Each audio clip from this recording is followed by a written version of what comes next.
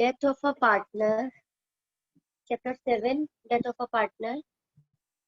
Although इसमें ज्यादा कुछ रहा नहीं है सिलेबस में, सिंपली बस एक पार्टनर का शेयर निकालना है आपको प्रॉफिट में। प्रॉफिट में कैसे निकालना है उससे पहले एक छोटी सी बात समझते हैं। केस तो डिफरेंट डिफरेंट है ही। देखो, आपने 11th में पढ़ा था कि फाइनेंशियल ईयर एंड होते हैं 31 मार्च को। फाइनेंशियल ईयर एंड होने का मतलब क्या है कि प्रॉफिट एंड लॉस कैलकुलेट यहीं पर होता है, बैलेंस शीट भी यहीं बनती है, यानी कि फाइनेंशियल स्टेटमेंट आपके प्रिपेयर होते हैं 31 मार्च, that means at the year end. अब बेटा, एक पार्टनर जरूरी तो नहीं है ना ईयर एंड पे डाइड हो, उसकी डेथ इसमें कब नेक्स्ट ईयर एंड डेट से पहले कभी भी हो सकती है। सपोज ये मैं ले रही हूँ 2019 और ये ले रही हूँ 2020। 31 मार्च 2019 को एक ईयर क्लोज हो गया, जो भी प्रॉफिट का डिस्ट्रीब्यूशन था जो होना था वो हो गया, किसी को नहीं पता था कि कैजुअलिटी हो जाएगी। फर्स्ट या 30 जून को एक पार्टनर की डेथ हुई।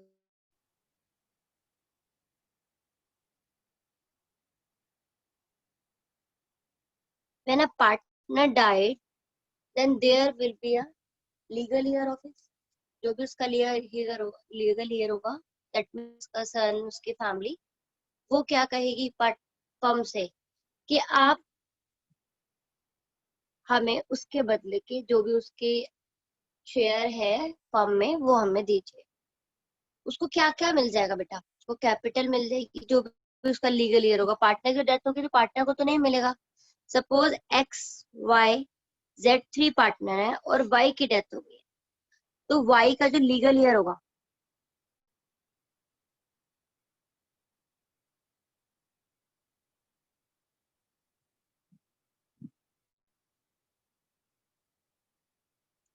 उसको क्या क्या मिलेगा? उसको कैपिटल जो फर्म के अंदर है उसकी वो मिलेगी, जनरल रिजर्व्स मिलेंगे जो पुराने रखे हुए हैं, बैलेंस शीट में जो भी पार्टनर से रिलेटेड है सिंपली वो मिलेगा। उसके अलावा अगर वर्कमैन कंपनसेशन रिजर्व है, अगर प्रॉफिट एक पार्टनर मतलब उसका लीगल ईयर ले रहा है तो लॉसेस भी लेगा। सिंपल सी बात है, अगर पीएनएल का debit balance by chance balance sheet में एग्जिस्ट करता है तो वो भी होगा। लेकिन ये सारी चीजें बेटा 31 वाली जो बैलेंस शीट है उसमें ऑलरेडी होगी। अब वाई के बेटे ने बोला कि यहाँ से लेके यहाँ तक भी तो कुछ अर्न करा होगा भाई मेरे फादर ने, तो मुझे वो भी मिलना चाहिए। यहाँ तक बैलेंस शीट बन चुकी, नेक्स्ट बैलेंस शीट यहाँ पर बनेगी बेटा। इसके बीच का जो टाइम पीरियड है दिस वन, यहाँ भी तो कुछ अर्न किया होगा आपने, यहाँ भी तो पैसा लगाया था मेरे पापा ने, तो यहाँ से यहाँ तक में इंटरेस्ट भी हो सकती है, यहाँ से यहाँ तक प्रॉफिट भी हो सकता है। लेकिन अब क्वेश्चन ये अराइज होता है कि अगर 31 मार्च तक ईयर एंड हो गया, यानी कि 1 अप्रैल को एक ईयर दोबारा से स्टार्ट हुआ जो एंड होगा 31 मार्च को, यानी कि जो आपके फाइनेंशियल स्टेटमेंट बनेंगे वो यहाँ पर बनेंगे। तो बीच में कैसे प्रॉफिट दिया जाए जब ईयर एंड ही नहीं हुआ? तो प्रॉफिट का कैसे पता कि इस बार साल में कितना प्रॉफिट होने वाला है कि आपको कितना शेयर दे? लेकिन प्रॉफिट तो लेगा ना एक पर्सन, यहाँ से लेके यहाँ तक जो काम किया है उसका प्रॉफिट तो उसको चाहिए। तो व्हाट विल वी डू? तो we will calculate the profit on the estimation basis. तो कहेगा प्रॉफिट दे दो, तो बाकी पार्टनर एक्स और जेड ने कहा आप कैसे प्रॉफिट लेना चाहते हैं? तो Y can get the profit on Y's legal year will get the profit on the basis of time, on the basis of turnover, on the basis of average profit, whatever. So there are different cases of estimation of profit in this situation. I must be clear that what we are calculating the profit and loss for a deceased partner's legal year which a partner has earned after the year ending and till the date of death.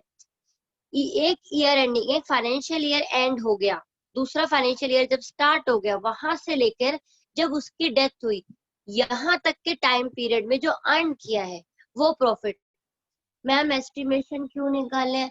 क्योंकि बेटा actual तो 31 मार्च को ही आएगा, इसीलिए हम यहाँ पर entry में भी लिखते हैं profit and loss suspense account debit to deceased partner's capital account. जो प्रॉफिट मिलता है उसमें हम सस्पेंस लिखते हैं, बिकॉज हमें भी नहीं पता ईयर एंड पे प्रॉफिट एक्चुअल क्या होगा।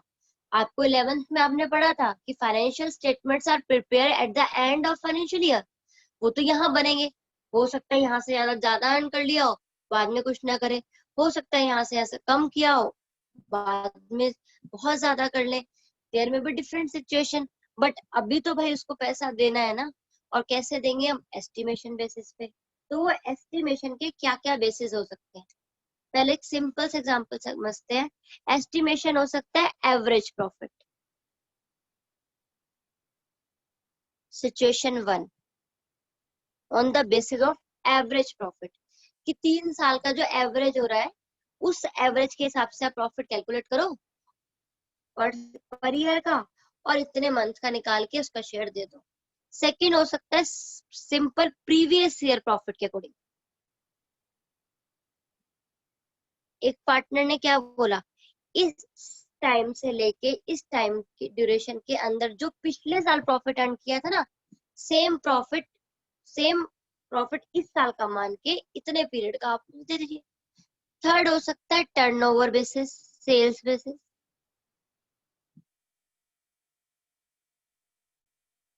और क्या हो सकता है? फोर्थ कोई लमसम अमाउंट हो सकती है। अब देखो केसेस बेटा बहुत सारे हैं, we have so many cases to discuss, but the basically what we are doing in our book, these three methods, so we will cover only these three।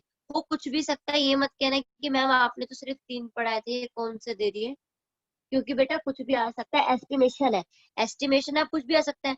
अगर मैं ये कह दूंगी कि हमारी पार्टनरशिप डीड में लिखा हुआ है कि अगर किसी पार्टनर की डेथ हो जाती है तो उसको जो प्रॉफिट मिलेगा 3 मंथ, मतलब पर मंथ 3000 मिलेगा, सपोज कि ऐसा स्टिपुलेशन मैंने डाल रखी है, तो बेटा वही मिल जाएगा। मैंने बोल दिया कि जो उसकी गुडविल का शेयर है उसका हाफ मिल जाएगा, तो वो मिल जाएगा।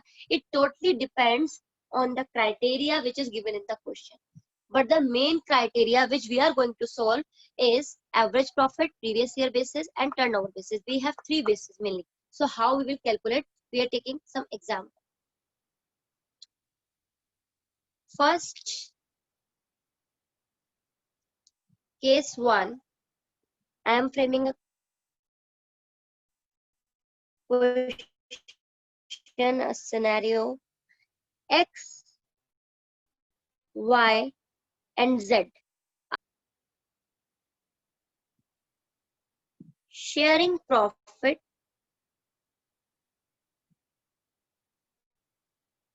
in the ratio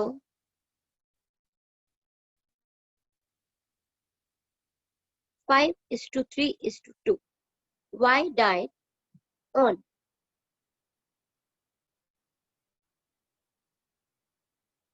30th September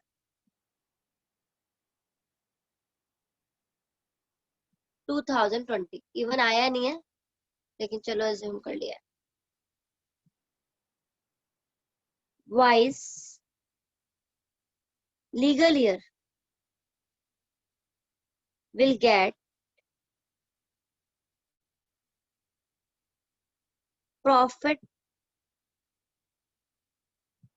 on the basis of average profit of last 3 years। Calculate profit, अब ये सिचुएशन मैंने आपकी बनाई है। अब आप देखो इसके अलावा यहाँ क्वेश्चन में गिवन है profit for year ended 31st March 2020 is rupees 1,50,000, and for 31st March 2019, 1,60,000, and for 31st March 2018, 1,40,000. Now calculate profit of Y share. How we will calculate? Solution simple है, बिल्कुल सिंपल सा solution है. Y को profit किस base पर देना है? Average profit 3 years का. तो what we will get? Average profit. कैसे फाइंड करेंगे? 1,50,000 प्लस 1,60,000 प्लस 1,40,000 डिवाइडेड बाय 3. बेटा अगर लॉस होता तो क्या करते? हम यहाँ पर माइनस करते. कुछ स्टूडेंट कहेंगे कि जब लॉस होगा तो मैम कंसीडर नहीं करेंगे. नहीं बेटा, कंसीडर करना होता है. Loss is a minus profit, so loss will also consider when we are calculating the average profit. और एक बार, यहाँ दो जो प्रॉफिट दिए हैं 2020 का और 2019 का, इस तरीके से दिया है. ऐसा हो सकता है कि बैलेंस शीट में एक प्रॉफिट नजर आ रहा हो, वो भी एसेट साइड में, मतलब कि वो लॉस है. कई बार क्या होता है, बोल दिया एवरेज प्रॉफिट 3 इयर्स का, और बैलेंस शीट, वैसे लॉन्ग क्वेश्चन नहीं है आपके सिलेबस में, फिर भी लॉन्ग क्वेश्चन में तो बेसिकली आ ही जाता था. 2 साल का प्रॉफिट बोला, एवरेज 3 साल का. तो बच्चे कह रहे हैं कि मैम कैसे निकाल लें हम 3 साल का? बेटा एक प्रॉफिट को ध्यान से देख लेना, बैलेंस शीट में भी दिया हुआ होता है एसेट साइड में लॉस की तरह, तो वो भी होगा कंसीडर. 3 साल का एवरेज निकाला, 1,50,000, 1,60,000, 1,40,000 divide by 3, it will be 1,50,000. Average profit per year आया है बेटा ये. अब एक पार्टनर की डेथ हुई है 30 सितंबर को, ईयर एंड होता है 31 मार्च को 2019. इसके बाद कितने महीने उसने वर्क किया? अप्रैल, मई, जून, जुलाई, अगस्त, सितंबर. That means we need to calculate profit of 6 months. Profit for 6 months will be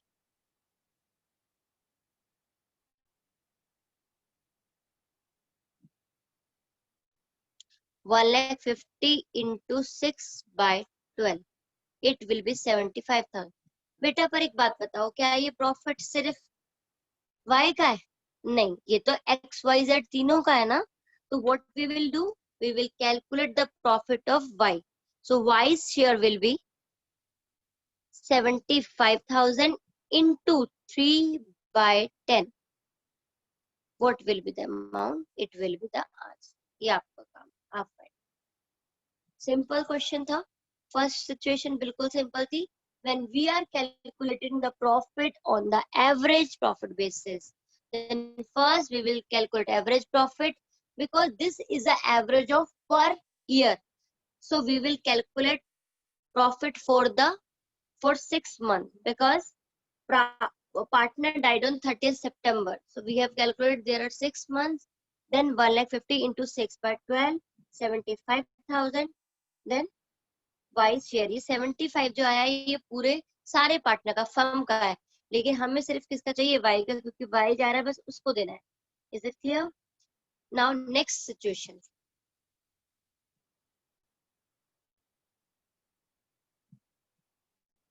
case second.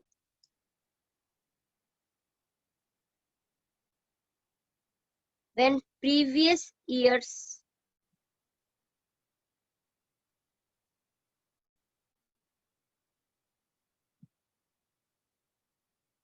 profit is taken as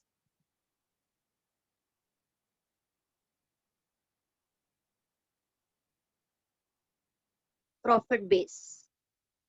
previous year के प्रॉफिट को बेस लेना, यानी कि जो प्रीवियस ईयर प्रॉफिट हुआ था आप उसी को इस बार का प्रॉफिट मान लो. X, Y, Z again are partners.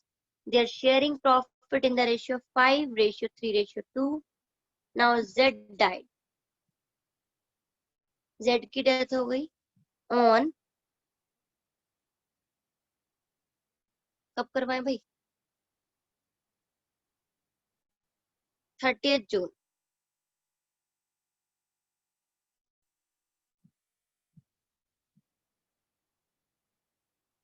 2020. His profit is to be calculated on the basis of previous year profit, and previous year profit was, देखो मैं पूरी लैंग्वेज नहीं लिख रही हूँ बेटा, previous year profit was 1,50,000. Calculate Y's share in profit. How you will calculate the Y's share in profit? Very simple way. Previous year profit 1,50,000, but ये पूरे साल का है, हमें कितने मंथ का चाहिए? अप्रैल मई जून, सिर्फ 3 मंथ का, इंटू 3/12. यहाँ से हम कैलकुलेट कर लेंगे profit for 3 month 1,50,000 into 3/12, it will be 37500. But this is a profit for firm. Now we will calculate Y's share. 37500 into, sorry, Z's share, अब की बार तो Z की डेथ हुई है ना, into 2/10. It will be 7500. Easy था. चलो एक मिस्टेक बताती हूँ जो बच्चे करते हैं. बेटा यहाँ पर 30 जून 2020 को डेथ हुई है. बच्चे क्या करते हैं, जून से मार्च कैलकुलेट करना स्टार्ट कर देते हैं. जुलाई, अगस्त, सितंबर, अक्टूबर, नवंबर, दिसंबर, जनवरी, फरवरी, मार्च. बच्चे कहते हैं मैम 9 मंथ का प्रॉफिट दे दो. इसको नहीं करना है. मस्ट बी क्लियर दिस कि ये नहीं करना है. आपको जिस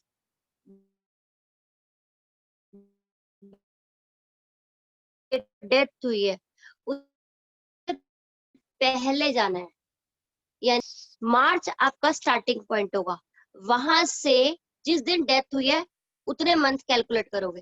बेटा बार बार बोल रही हूँ, अगर आप डेथ से लेके रिवर्ट टू 31 मार्च के टूवर्ड्स, तो आंसर आपका गलत होगा. You must be clear. We are calculating profit on the previous year basis, क्योंकि 31 मार्च 2019 तक का तो हम दे चुके हैं ना. देखो यहाँ तक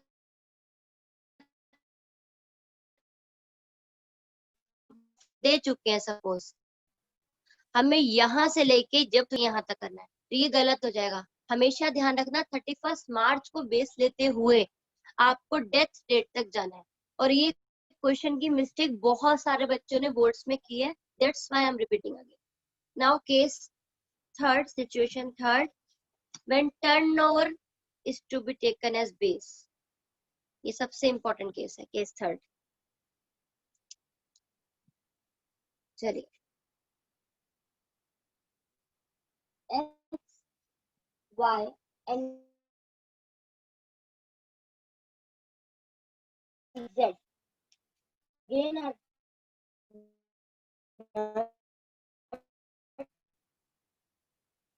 sharing profit in the ratio of 5:3:2. Y died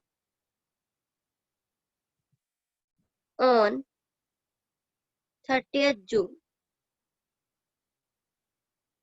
2020. His share profit is to be calculated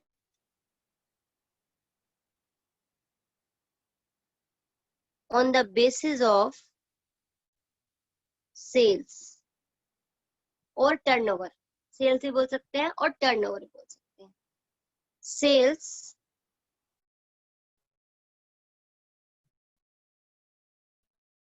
of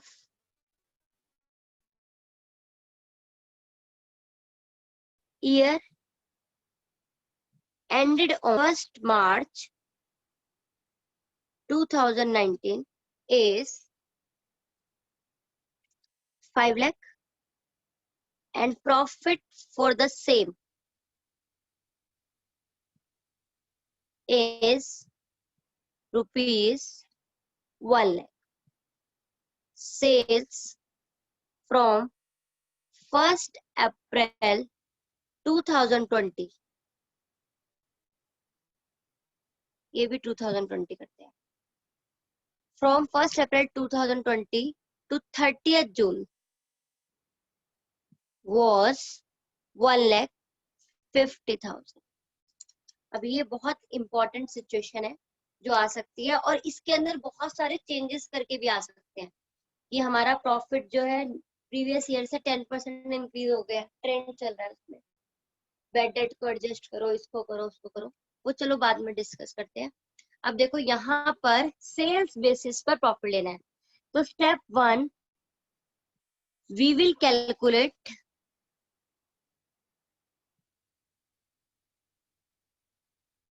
profit percentage. Profit percentage मतलब आप कह सकते हो net profit ratio, part C तो आपने कर ही लिया। Net profit upon sales into 100। हमें पता चल जाए कि हम प्रॉफिट कितने परसेंट का लेते हैं। कैसे पता चलेगा? पिछले बार की जो सेल है उसकी डेट से पहले वाला ईयर जो एंड हुआ है 1 लाख प्रॉफिट है, जबकि सेल थी 5 lakh. So profit ratio will be 1 lakh divided by 5 lakh into 100, यानी कि 20% का प्रॉफिट वो अर्न करते हैं। अब प्रॉफिट कब का चाहिए हमें? हमें चाहिए 30 जून तक का, यानी कि प्रॉफिट ऑफ स्टेप 2 अप्रैल मई जून ऑफ 3 मंथ्स या 3 मंथ्स। इस 3 मंथ का प्रॉफिट कितना होगा? 1,50,000 की सेल्स हुई है तो उसका 20%, यानी कि जो परसेंट आपने कैलकुलेट करी है वो आप अपनी उस पीरियड की सेल्स पर एप्लीकेबल कर दो। कितना आ गया? 30,000। बेटा बहुत ध्यान से बताना मुझे एक बात, कि अगर प्रॉफिट 3 मंथ्स का मैंने यहाँ कैलकुलेट कर लिया, अब जब मुझे वाई का शेयर निकालना है, वाई शेयर इन प्रॉफिट,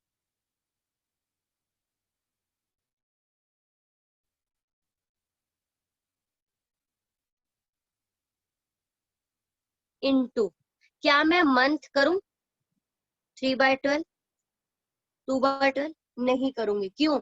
क्योंकि बेटा ये जो प्रॉफिट निकला है वो निकला ही 3 मंथ का है। We have calculated only for 3 month, so I will not multiply with the month.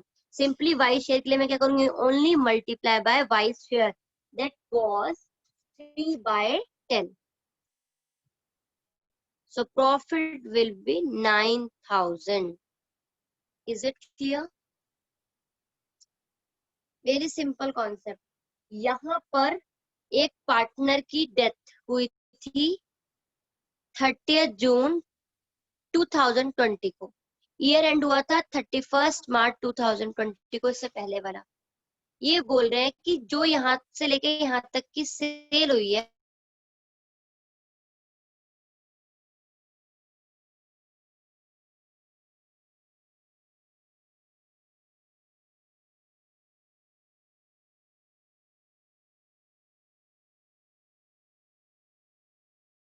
कि यहाँ से लेके यहाँ तक की सेल हुई थी इनकी कितनी? 5 लाख। और यहाँ से लेके यहाँ तक का प्रॉफिट हुआ था 1 लाख। तो हमने यहाँ से निकाल ली थी इनकी नेट प्रॉफिट रेशियो, कि कितने परसेंट का प्रॉफिट ये अर्न करते हैं नॉर्मली सेल पे, और उस प्रॉफिट परसेंटेज को मैंने एप्लीकेबल कर दिया 3 मंथ पर, और निकल आया मेरा profit for 3 month. Now simply what I will do, I will multiply by the share. I will not multiply by the months. In previous 2 cases, I have multiplied by time also. That profit was of the complete year, but now this is the profit of only for 3 months. So these are the different cases. इसके अलावा यहाँ पर ये भी कह सकते हैं बेटा इस क्वेश्चंस में कि बेड डेट को एडजस्ट करो। प्रीवियस ईयर के प्रॉफिट को बेस लेना है बट बेड डेट एडजस्ट करना है, तो प्रीवियस ईयर का प्रॉफिट आप कैलकुलेट करोगे, उसमें से बेड डेट माइनस कर दोगे, आ जाएगा आपका estimated profit of this year into his year into month. आपको आ सकता है कि प्रीवियस ईयर के प्रॉफिट से 10% का राइज है, तो जो भी प्रॉफिट आएगा उसमें 10% और राइज कर देना। तो ये डिफरेंट डिफरेंट सिचुएशन हो सकती है। As per my opinion, it must be clear to all of you. Thank you so much.